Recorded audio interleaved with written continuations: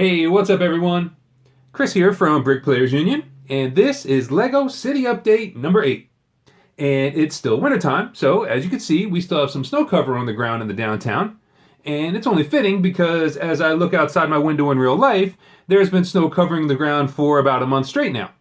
But I don't mind it because I like the snow, not only in real life, but I also like the look of the snow in the downtown. And while the snow is the same as last time, there have been a bunch of changes since we had our last city update video, so let's jump right in and check out what's new. So, the first major change to the downtown is the addition of my new MOC Modular high school building. Now, in my last city update video, we had begun construction on this building, and I asked you guys to leave me a comment down in the comment section as to what your best guess was as to what this building was going to be. So I want to give a special shout out to Jacob from the Brick Bakery channel here on YouTube, because he was the only one to guess it right. Now, as the downtown continues to grow, that growth is going to mean new businesses to the area, but not only that, it's also going to mean new residents. And if those residents have children, those children are going to need a place to go to school, so I figured it was time to build one. Now, when it came time to decide where to build it, I figured there'd be no safer place than right near the MOC Modular Police Headquarters. Now, another reason I thought this location would be ideal is that it's not on the main square, so there's going to be less vehicle traffic around the school, which is also a safety issue.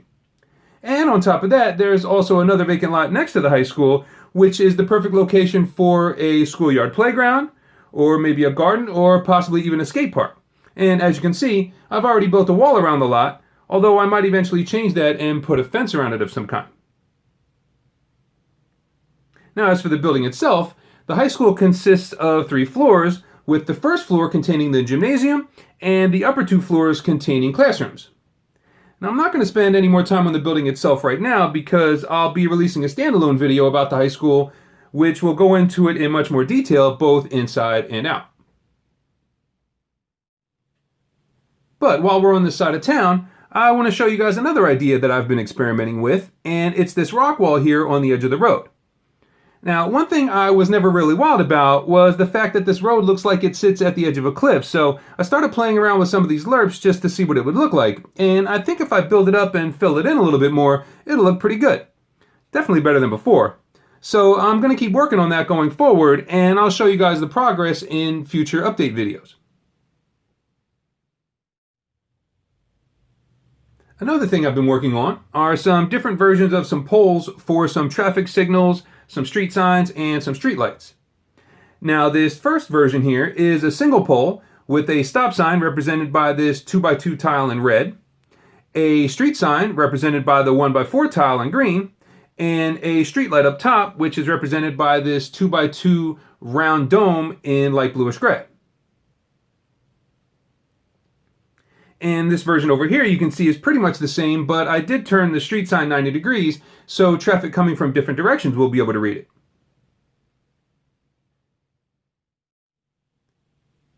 Now, this version here consists of 2 poles, one on each side of the street, which are connected by another pole that spans across the street.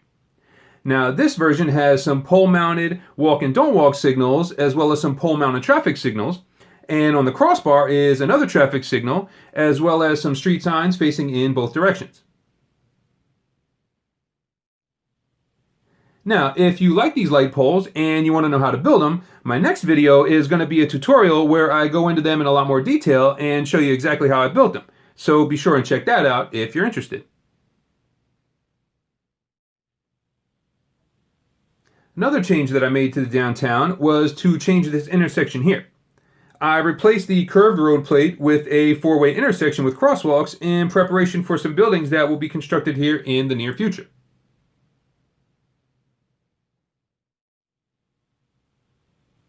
And finally, here we can see that the construction crew has shown up at the site for my next modular building. And just like in my last city update video, if you can guess what that modular building is going to be, I'll give you a shout out in my next city update video. So leave your best guess in the comment section down below.